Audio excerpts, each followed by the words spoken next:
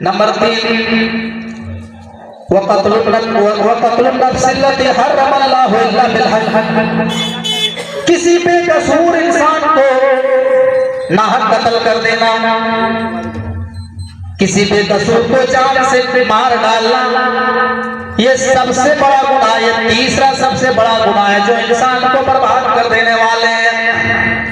मेरे भाइयों, कुरान कहता है वमन यक़्तुल मुमिनन मुतअम्मिदन फजज़ाउहु जहन्नम खालिदन फीहा, जो मोमिन किसी मोमिन को कसरन जानबूझकर कत्ल कर डाले उसकी सजा जहन्नम है और हमेशा जहन्नम में रहेगा।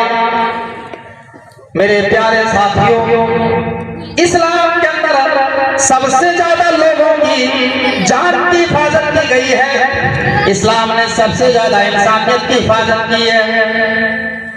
आज इंसान मामूली से बात के लिए हमारे समाज सोसाइटी में देखा जाता है कि एक बालिश जमीन के लिए, एक बालिश जमीन के लिए भाई भाई का मर्डर हो जाता है, बाप बेटे का मर्डर हो जाता है, भाई भाई को गोली मार देता है। मेरे भाइयों, ये कितना बड़ा गुनाह है, बहुत बड़ा गुनाह है। किसी मुसलमान को आप बेकसूर मार नहीं सकते, मेरे भाइयों, किसी को आप कत्ल नहीं कर सकते।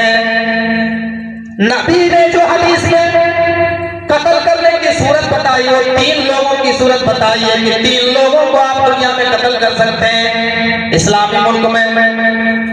वो 3 लोग कौन है? अल्लाह के नबी फरमाते हैं अश्शय्यिबु ज़ानी, शादीशुदा ज़िना, जो शादीशुदा ज़िना करे उसको कत्ल किया जाएगा इस्लामी मुल्क में। वन्नफ्सु बिन्नफ्सी, और जो अगर किसी को कत्ल करता है तो उसके बदले में उसको भी कत्ल किया जाता है, कत्ल किया जाएगा। ये 2 किस्म के लोग।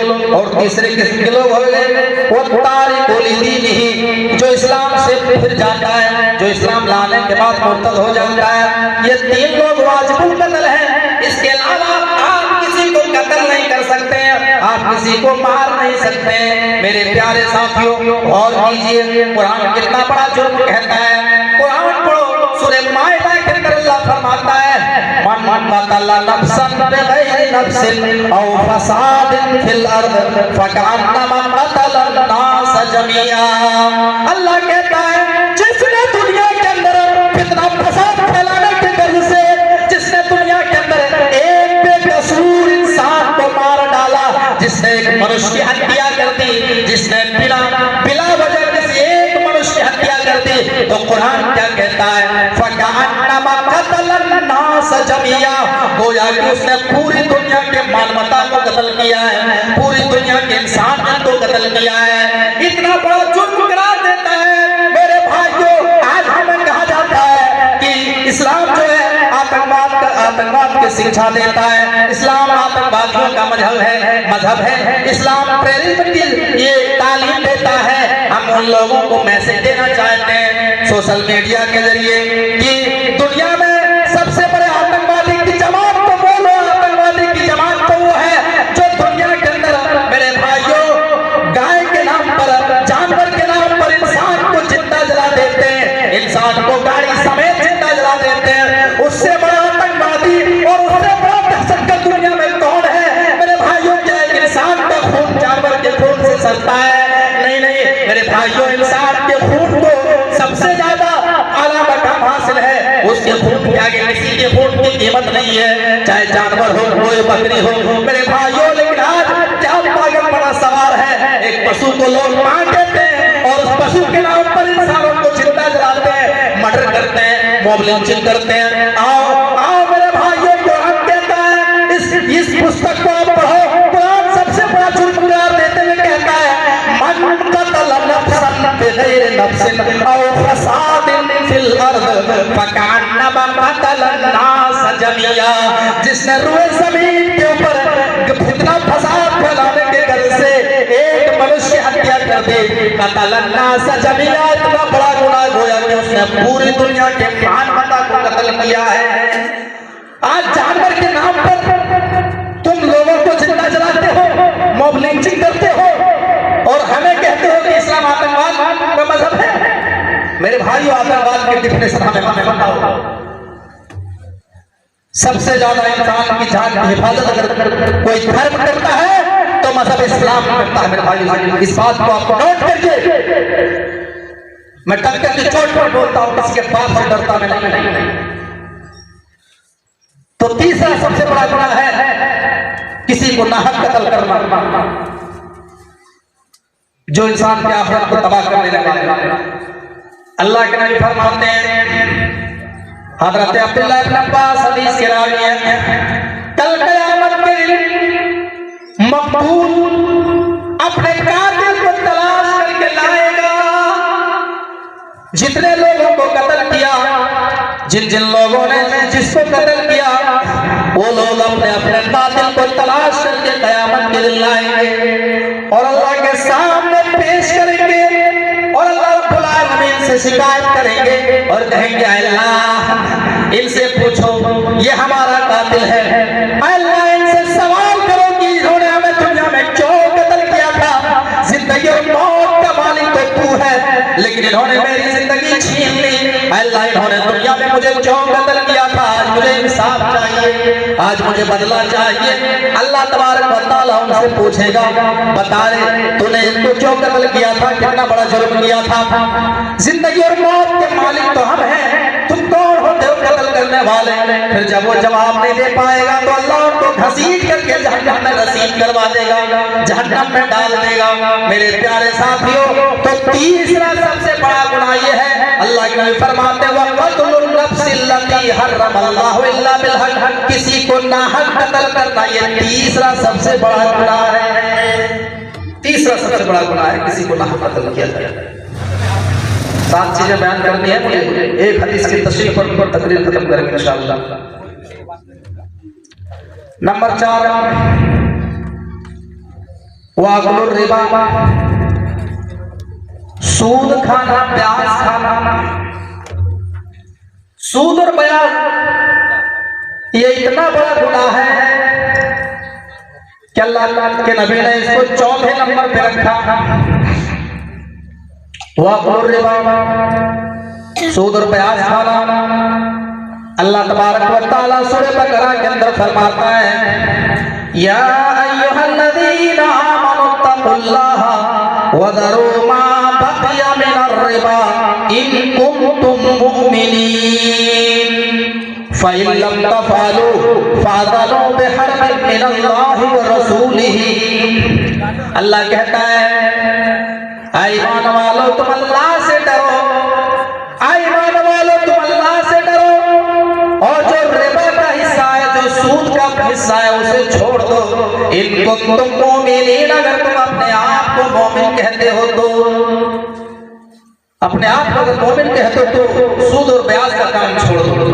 कुरान कहता है, फ़इन लम तफ़अलू, और अगर तुम ऐसा नहीं करते हो, अगर तुम जानने के बावजूद अब तक तुमको मालूम नहीं था ये काम तुम कर रहे थे, लेकिन अब जाने के बाद, कुरान की आयतों को पढ़ लेने के बाद और इसके बारे में तुम्हें मालूम हो जाने के बाद अगर तुम ये काम नहीं छोड़ते हो तो सुनो, कुरान कहता है, फ़इन लम तफ़अलू, अगर तुम नहीं छोड़ते हो, फ़अज़नु बिहर्बिन मिनल्लाहि व रसूलिही, तो तुम अल्लाह से और उसके रसूल से जंग करने के लिए तैयार हो जाओ। जो इस दुनिया में सूद और ब्याज का काम करता है तो गोया कि वो अल्लाह रब्बुल आलमीन से जंग का ऐलान करता है, वो अल्लाह और उसके रसूल से जिहाद का ऐलान करता है, लड़ाई का ऐलान करता है, अल्लाह और उसके रसूल से पंगा लेता है। और जो अल्लाह और उसके रसूल से पंगा लेगा उसका क्या हश्र होगा, जरा सोचो। और अच्छा ये बताइए, कल क़यामत के दिन जो इस दुनिया में सूदखोर है वो किस हालत में क़यामत के दिन उठेंगे। अल्लाह ताला ने उनके उठने का भी अंदाज कुरान में बयान किया सूरह बकरा के। उनके उठने की कैफियत क्या होगी। अल्लज़ीना याकुलूना रिबा ला यक़ूमूना इल्ला कमा यक़ूमुल्लज़ी यतखब्बतहु शैतानु मिनल मस। अल्लाह कहता है कि कल क़यामत के दिन सूद और ब्याज वाले, सूद और ब्याज खाने वाले अपने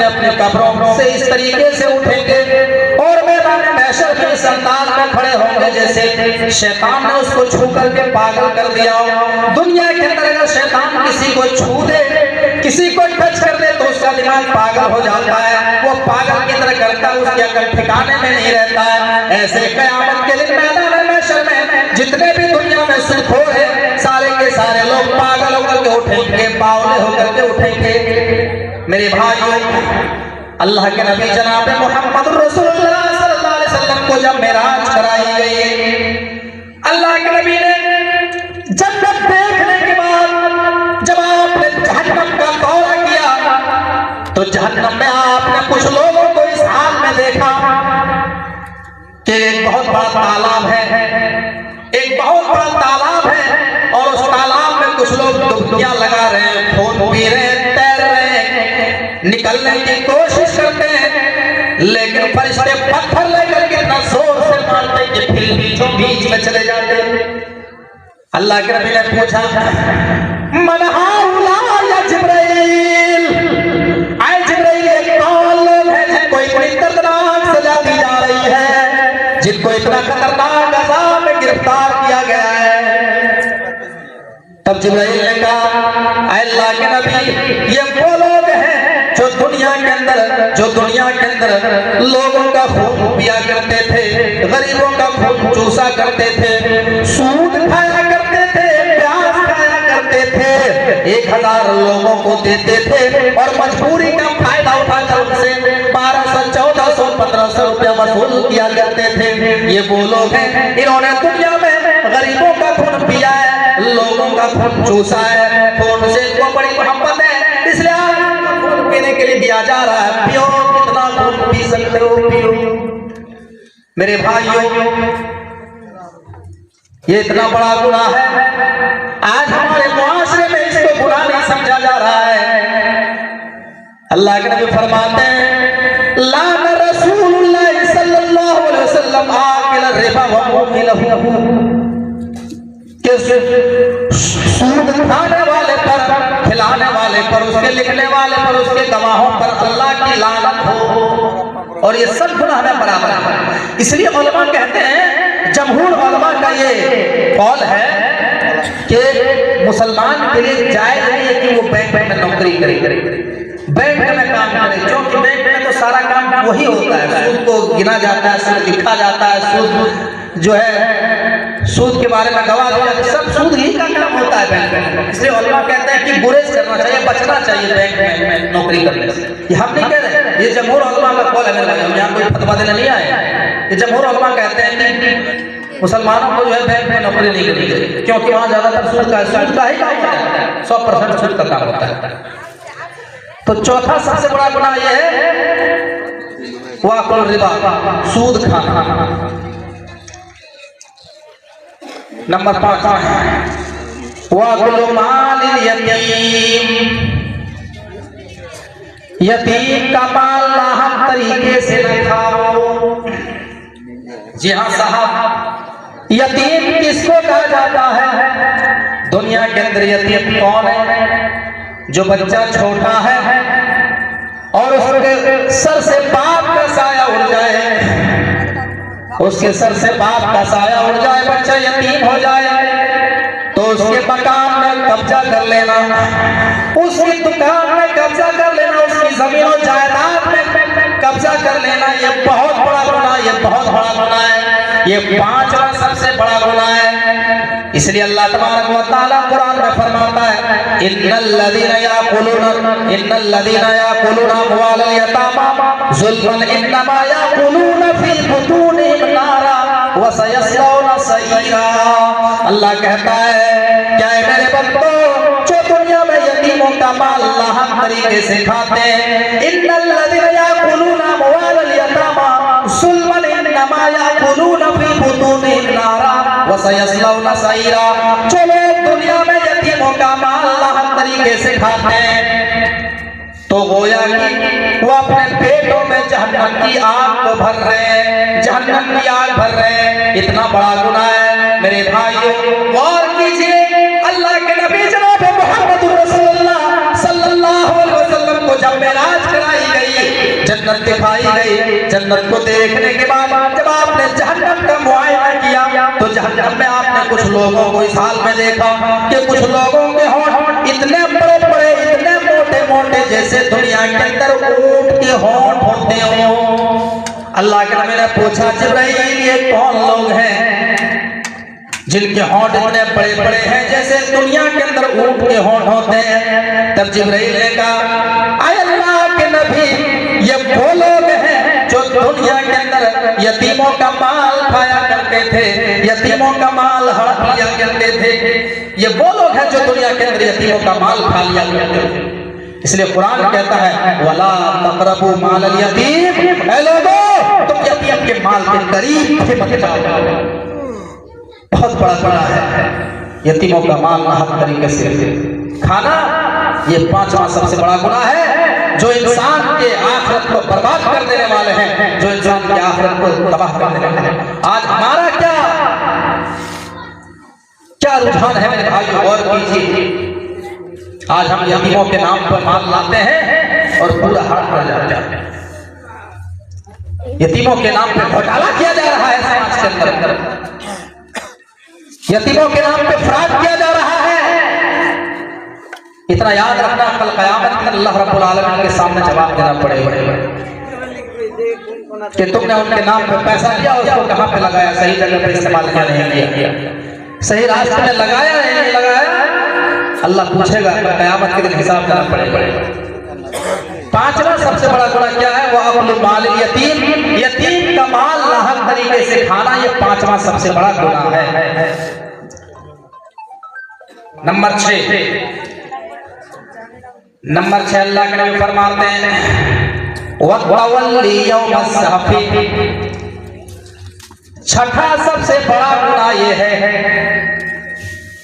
छठा सबसे बड़ा गुनाह ये कि मैदान जंग से पीठ फेर के भाग जाना।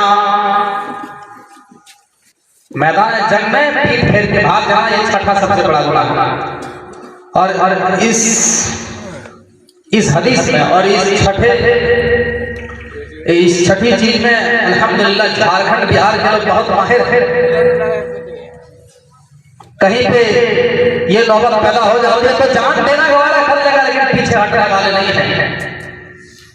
मारेंगे या मरेंगे, मारेंगे या मरेंगे,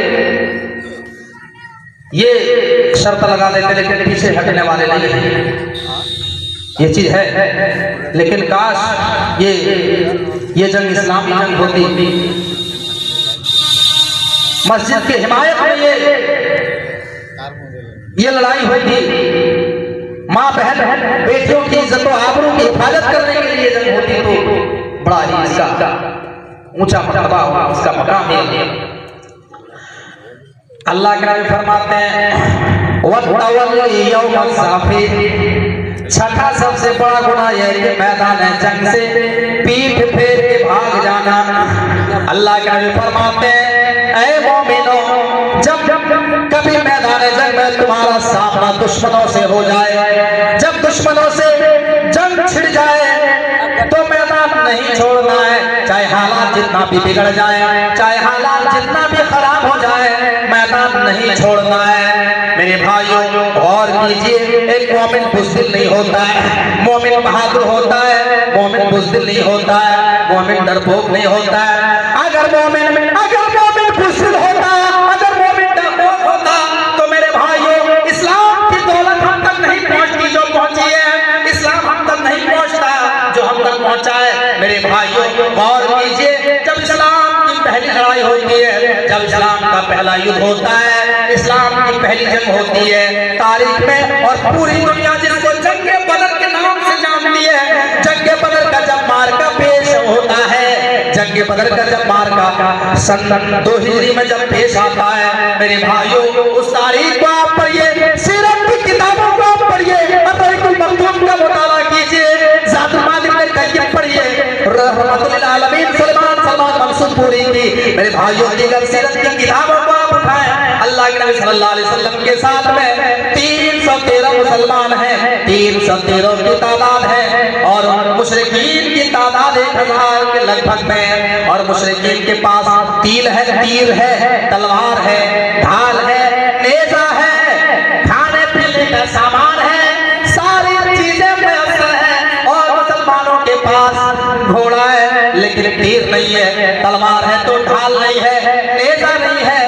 बीमार है।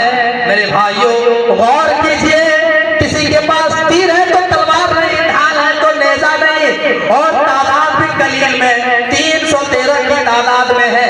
जब ये माहौल और जब इस सिचुएशन को देखा, अल्लाह के नबी जनाब मोहम्मद रसूलुल्लाह सल्लल्लाहु अलैहि वसल्लम सजदे में गिर जाते हैं और सजदे में गिर करके अल्लाह रब्बुल आलमीन से दुआ करते हैं और कहते हैं, आय अल्लाह, इस बदर के मैदान से अगर ये 313 लोग खत्म हो गए, अल्लाह इस बदर के मैदान से अगर मुट्ठी भर जमात अगर हलाक हो गई है, अगर इस कलील तादाद में लोग अगर है, अल्लाह अगर तुमने जो है हरवा दिया, अगर इसको जो है मायूस कर दिया, तो अल्लाह रोए जमीन में फिर कोई तेरा नाम लेने वाला ना होगा। अल्लाह रोए जमीन में काफिरों का बोलबाला हो जाएगा, तौहीद का नाम और निशान मिट जाएगा। अल्लाह तो मुसलमानों को फतह नसीब फरमा। तब अल्लाह तबारक व तआला ने अपने नबी की दुआ को एक्सेप्ट किया और अल्लाह तबारक व तआला ने आसमान से मलाइका उतारे, आसमान से फरिश्तों को नाज़िल किया और मोमिनों की मदद फरमाई और मुसलमानों की मदद फरमाई। या तो यूयम भुवं देवः शं शावत्रणे रातः। कल की पुराण अध्याय 2 श्लोक नंबर 7, अंतिम महर्षि की मदद के लिए, कल की अवतार की सहायता के लिए आकाश से देवा उतरेंगे, आकाश से फरिश्ते उतरेंगे। देवा माने फरिश्ते। अल्लाह के नबी की मदद के लिए अल्लाह ने दुनिया के अंदर जंगे बदर में फरिश्तों को नाज़िल किया और मुसलमानों की मदद फरमाई। कुरान कहता है, वलक़द नसरकुमुल्लाहु बिबद्र, तहकीक के हमने बदर के दिन आसमान से मलाइका उतार करके मोमिनों की मदद फरमाई और मुशरिकीन मक्का को गाज़ा गोली के साथ काट के रख दिया। 70 काफिर मारे गए और 70 काफिरों को कैद कर लिया गया, अरेस्ट करके पकड़ के ले आया। मेरे प्यारे साथियों, और जंग हुनैन में अल्लाह तबारक व तआला ने आसमान से फौज दर फौज मलाइका उतारे और मोमिनों की मदद फरमाई। मेरे प्यारे साथियों, गौर कीजिए अल्लाह तबारक व तआला ने किस तरीके से मुसलमानों की मदद की, मोमिनों की मदद फरमाई। अगर वही मुसलमान कलील तादाद में थे, अगर ये सोच कर पीछे हट जाते कि हम 313 तादाद में हैं, चलो हम यहाँ से भाग जाते हैं, अब हम तो चक्री बन जाएंगे, मारे जाएंगे, अब हम यहाँ से भाग जाएंगे। मेरे भाइयों, अगर पीठ फेर के भागते तो इस्लाम की दौलत हम तक नहीं पहुँचता। मेरे भाइयों, लेकिन अल्लाह के नबी सल्लल्लाहु अलैहि वसल्लम ने फरमाया, वतवल्ली यौमल ज़हफ़ी, छठा सबसे बड़ा गुनाह ये है कि मैदान जंग में पीठ फेर के भाग जाना, ये सोचकर कि अब हम तादाद में कम है, अब हम तो मारे जाएंगे, अब हमें भागने में कामयाबी है। तो इतना याद रखना, कुरान कहता है या अय्युहल्लज़ीना आमनू इज़ा लक़ीतुमुल्लज़ीना कफ़रू ज़हफ़न फला तुवल्लूहुमुल अदबार। ईमान वालों, जब तुम्हारा सामना दुश्मनों से हो जाए तो मैदान नहीं छोड़ना है। वमन युवल्लिहिम यौमइज़िन दुबुरहू, और अगर तुमने मैदान जंग से पीठ फेर के भागा, अगर तुमने पीठ फेर के मैदान छोड़ दिया, तो कुरान कहता है फ़क़द बाअ बिग़ज़बिन मिन अल्लाह, तो अल्लाह का गजब नाजिल हो जाएगा, अल्लाह का गुस्सा नाजिल हो जाएगा, अल्लाह का गुस्सा नाजिल होगा। हाँ, ऐसा होता है जंग में मेरे भाइयों, चाल चली जाती है, पैतरा चली जाती है। अगर आपका मकसद ये है कि हम कम तादाद में हैं, हम चाहते हैं अपने गांव में बुला करके बहुत सारे लोगों को लेकर के आते हैं, ये मकसद से आप गए और बहुत सारे लोगों को बुला के लाए तो उसको बुज़दिल नहीं माना जाएगा। लेकिन जो है ये सोच करके भाग जाना कि अब हम मारे जाएंगे, काटे जाएंगे, भागो इनकी तादाद कसीर में है, तो मैदान में जंग से जो डर के मारे भाग जाना, ये छठा सबसे बड़ा गुनाह है। और इसको छठा सबसे बड़ा गुनाह अल्लाह के नबी सल्लल्लाहु अलैहि वसल्लम ने बताया, वतवल्ली यौमल ज़हफ़, कि छठा सबसे बड़ा गुनाह ये है कि मैदान जंग में भाग। नंबर 7, ये आखिरी चीज बयान करके हम अपनी बात को खत्म करेंगे। नंबर 7, अल्लाह के नबी फरमाते हैं, वक़ज़्फ़ुल मुहसनातिल गाफ़िलातिल मुमिनात। 7वां सबसे बड़ा गुनाह ये है कि पाक दामन बेकसूर औरतों पर ज़िना का इल्जाम लगाना, ये 7वां सबसे बड़ा गुनाह है। औरत बेकसूर है, लड़की बेकसूर है, और आपने उसके ऊपर इल्जाम लगा दिया, उसके कैरेक्टर पर दाग लगाया कि हमने फलां की बेटी को फलां लड़के से बात करते हुए देखा था, हमने फलां की लड़की को फलां लड़के से इंस्टाग्राम में चैटिंग करते हुए देखा था, व्हाट्सएप में बातें करते हुए देखा था। तुमने उसको समाज के अंदर बदनाम किया, उसको तुमने समाज में जलील किया। मेरे भाइयों, ये सातवां सबसे बड़ा गुनाह, ये बहुत बड़ा गुनाह है। कुरान में अल्लाह फरमाता है, वल्लज़ीना यर्मूनल मुहसनाति सुम्मा लम यातू बिअरबाति शुहदा फजलिदूहुम 80 जल्दा वला तक़बल लहुम शहादतन अबदा व उलाइका हुमुल फासिकून। अल्लाह रब्बुल आलमीन कहता है कि जो लोग दुनिया के अंदर पाक दामन बेकसूर औरतों पर या बेकसूर लड़कियों पर ज़िना का इल्जाम लगाते हैं, बदकारी का इल्जाम लगाते हैं, सुम्मा लम यातू बिअरबाति शुहदा, और 4 गवाह नहीं ला पाते। यानी अगर तुमने किसी के ऊपर इल्जाम लगाया, अगर तुमने समाज के ऊपर, अगर तुमने समाज के किसी औरत के कैरेक्टर पर दाग लगाया, उनके ऊपर इल्जाम लगाया, ज़िना की तोहमत लगाई, और तुमने 4 गवाह के जरिए उसको साबित नहीं कर पाया, तुमने उसको 4 गवाहों के जरिए तुमने उसको साबित नहीं कर पाया, तो कुरान क्या कहता है? कुरान कहता है 80 जल्दा, तो उस आदमी को पकड़ो और पकड़ करके 80 कोड़े मारो, उसको 80 कोड़े मारे जाएंगे, 80 कोड़ों की सजा दी जाएगी। वला तक़बल लहुम शहादतन अबदा व उलाइका हुमुल फासिकून, और फिर उसकी गवाही इस्लामी अदालत में कभी भी कबूल नहीं की जाएगी। अल्लाह, आज टीवी चैनलों में बैठ करके गोदी बिटिया कहती है कि इस्लाम ने तो औरतों को चार दीवारी में कैद कर दिया, इस्लाम ने तो औरत के हुकूक को दबा दिया। मेरे भाइयों, इस्लाम ने औरत को वो मकाम दिया है जो दुनिया के किसी धर्म के अंदर नहीं दिया। इस्लाम ने औरत को इज्जत दी है, रिस्पेक्ट दिया है। इस्लाम ये कहता है कि अगर तुमने किसी औरत के ऊपर दाग लगाया और तुम अगर 4 गवाहों के जरिए साबित नहीं कर पाए, तो इतनी बड़ी सजा है कि 80 कोड़े उसको मारे जाएंगे, 80 कोड़े, और फिर उसकी गवाही कभी भी कबूल नहीं की जाएगी, कभी उसकी गवाही इतनी, इतना बड़ा जुर्म है मेरे भाई। जरा गौर कीजिए, बड़ा आसान है, बड़ा आसान है किसी के ऊपर जो है इल्जाम लगा देना, बलात्कारी का इल्जाम। और ये सिर्फ लड़कियों का मसला ही नहीं है, लड़का का भी यही मसला है। अगर आपके पास जानकारी नहीं है, सबूत नहीं है, और आप जो है 4 गवाहों के जरिए साबित नहीं कर पाते हैं, और आपने किसी लड़के के दामन में दाग लगाया, बदकारी का इल्जाम लगाया, तो उसके ऊपर भी वही हुक्म नाफिज होगा, उसको भी वही 80 कोड़े मारे जाएंगे। और लेकिन आज इसको लोग गुनाह को गुनाह नहीं समझते हैं। आज जो है आलिम दीन के ऊपर भी जो है इस बदकारी का इल्जाम लगा करके सलाखों के पीछे डाला गया, उसको बदनाम करने की कोशिश की गई। मेरे भाइयों, और ये बहुत बड़ा गुनाह है, लेकिन आज लोग समझते नहीं। एक कलमा पढ़ने वाला मुसलमान इतना बड़ा गुनाह करता है। हमारे मुआशरे में ये देखा जाता है कि हमारा अगर किसी से 36 का आंकड़ा चल रहा है, दुश्मनी चल रही है, तो हम अपने लड़के की शादी लगाते हैं किसी लड़की से, तो हमारा दुश्मन कहता है अरे तुम किसके घर में पैगाम भेजो, उसकी लड़की से शादी कर लो।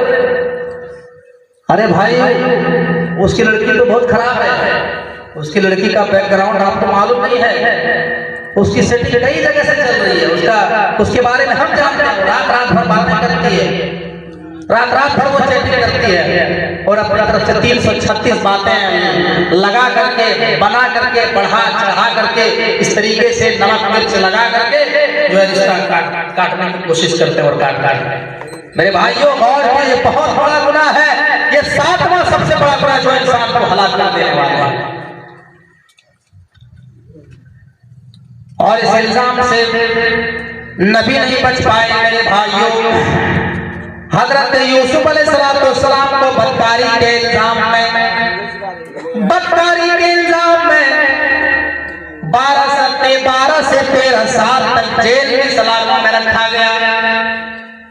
12 साल तक हजरत यूसुफ अलैहिस्सलाम जेल के अंदर रहे। इस चीज से नहीं बच पाए, उनके ऊपर बदकारी का इल्जाम लगाया अजीज मिस्र की बीबी ने। इसी तरीके से आज इस गुनाह से मेरे भाइयों, हम और आप इस गुनाह को गुनाह नहीं समझते हैं। बड़ी आसानी से हम किसी के कैरेक्टर पर दाग लगा देते हैं, किसी बड़े से बड़े आलिम को बदनाम करने की कोशिश करते हैं। मेरे भाइयों, किसी के कैरेक्टर पर दाग लगाना ये 7वां सबसे बड़ा गुनाह, ये बहुत बड़ा गुनाह है। अल्लाह कुरान में फरमाता है इन्नल्लज़ीना यरमूनल मुहसनातिल गाफिलातिल मुमिनात लुइनु फिद दुनिया वल आखिरह वलहुम अज़ाबुन अज़ीम। जो लोग दुनिया के अंदर किसी के कैरेक्टर पर दाग लगाते हैं, जो लोग किसी के ऊपर बदनामी का दाग लगाते हैं, ज़िना का इल्जाम लगाते हैं, उसके ऊपर दुनिया में भी अल्लाह की लानत हो और आखिरत में भी अल्लाह की लानत हो। वलहुम अज़ाबुन अज़ीम, और उसके लिए दर्दनाक अज़ाब हो। भाइयों और बहुत बड़ा गुनाह है, बहुत बड़ा। हमारा इस्लाम पर ये कहता है कि आपको किसी के ऐब के बारे में मालूम है तो इस्लाम कहता है कि इसको छुपाओ, उसको जहां तक हो सके छुपाओ, उसको बदनाम मत करो, चौराहे में बदनाम मत करो, उसको होटलों में रुसवा मत करो, जहां तक हो सके उसकी बुराई को पर्दा डालने की कोशिश करो। और हदीस में आता है कि तुम अगर किसी के ऐब पर पर्दा डालोगे तो अल्लाह तबारक व तआला क़यामत के दिन तुम्हारे गुनाहों पर पर्दा डालेगा। मुस्लिम की रिवायत है, अल्लाह के नबी फरमाते हैं वमन सतरा मुस्लिमन सतरहुल्लाहु फिद दुनिया वल आखिरह। अल्लाह के नबी फरमाते हैं कि जो दुनिया में किसी के ऐब पर पर्दा डालता है, दुनिया के अंदर जो किसी के गुनाहों पर पर्दा डालता है, किसी के गुनाह को छुपाता है, तो अल्लाह ताला क़यामत के दिन उसके गुनाहों पे पर्दा डाल देगा। और तुमने अगर किसी को बदनाम करने की कोशिश की समाज के अंदर, अगर तुमने किसी के गुनाह को हाईलाइट किया, समाज में तुमने उसको जाहिर किया लोगों के सामने, अपने आप को बड़ा जाहिर करने के लिए और उसको नीचा दिखाने के लिए तुमने उसको समाज में रुस्वा कर दिया, बदनाम कर दिया, तो कल क़यामत के दिन अल्लाह तबारक व तआला मैदान महशर में पूरी दुनिया के लोगों के सामने तुम्हारे गुनाहों को खोल देगा, तुम्हारे नामाए अमाल को खोल देगा, और दूध का दूध पानी का पानी हो जाएगा। और लोगों को पता चल जाएगा कि ये दुनिया में छोटी छोटी बातों को ये निकाला करते थे, दुनिया के अंदर ये लोगों के चोरी किया करते थे, लोगों को बदनाम किया करते थे, और इनका कारनामा यहाँ पर देखो ये है। मेरे भाइयों, उस दिन तुम शर्मिंदा हो जाओगे। क़यामत के दिन जो है छोटे से छोटे अमल और बड़ा सा बड़ा अमल, सारे के सारे अमाल जो है नामाए अमाल के अंदर दर्ज होगा। कुरान शरीफ पर अल्लाह रब्बुल आलमीन कहता है वउज़ियल किताब फतरल मुजरिमीन मुशफिकीन मिम्मा फीही व यक़ूलूना या वैलतना मा लिहाज़ल किताबि ला युग़ादिरु सग़ीरतन वला कबीरतन इल्ला अहसाहा। अल्लाह रब्बुल आलमीन कहता है क़यामत के दिन जब अल्लाह तबारक व तआला मुजरिमीन के सामने नामाए अमाल को खोल करके रख देगा, मुजरिमीन के सामने जब नामाए अमाल को खोल करके रख दिए जाएंगे, गुनाहों के रजिस्टर खोल करके रख दिए जाएंगे, काला चिट्ठा जब उनके खोल कर रख दिए जाएंगे, तो मुजरिमीन डरे हुए होंगे, सहमे हुए होंगे, और अल्लाह तबारक व तआला से कहेगा अल्लाह ये कैसी किताब है, मालिहादल किताब, अल्लाह ये कैसी किताब है, ये कैसा नामाए अमाल है, ये कैसा रजिस्टर है, छोटा सा छोटा अमल, बड़ा सा बड़ा अमल, इसमें सारे दर्ज किए गए हैं, सारी चीजें इसमें लिखी हुई है। जो हमने जो है कमरे में जो गुनाह हमने किया था, हमने जो जंगल में जाकर के हमने ज़िना किया था, वो भी इसके अंदर मौजूद है। मेरे भाइयों, तो इतना याद रखना कि आप जो है किसी के ऊपर जो है बिला सोचे समझे अगर आपने समाज के अंदर किसी को बदनाम करने की कोशिश की, किसी के दामन में तुमने दाग लगाया, तो अल्लाह तबारक व तआला तुम्हारे गुनाहों को कल क़यामत के दिन हाईलाइट करेगा। इस्लाम ये कहता है कि अगर तुम किसी गुनाह को जानते हो तो उसके गुनाह को छुपाने की कोशिश करो, उसके गुनाह को जाहिर नहीं किया करो। तो सातवां सबसे बड़ा गुनाह क्या है? सातवां सबसे बड़ा गुनाह यह है कि पाक दामन औरतों पर या पाक दामन मर्दों पर बदकारी का इल्जाम लगाना, जिना का इल्जाम लगाना, यह सातवां सबसे बड़ा गुनाह है। मेरे प्यारे साथियों, आज गौर कीजिए कि हम अपने गरीबानों में हम झांके, अपने सोसाइटी का जायजा लें कि कहीं ये 7 गुनाहों का शिकार हम और आप तो नहीं है, कहीं इन 7 गुनाहों का असरात हमारे अंदर पाए तो नहीं जा रहे हैं, क्या हम जो शिर्क तो नहीं कर रहे हैं, शिर्क के असरात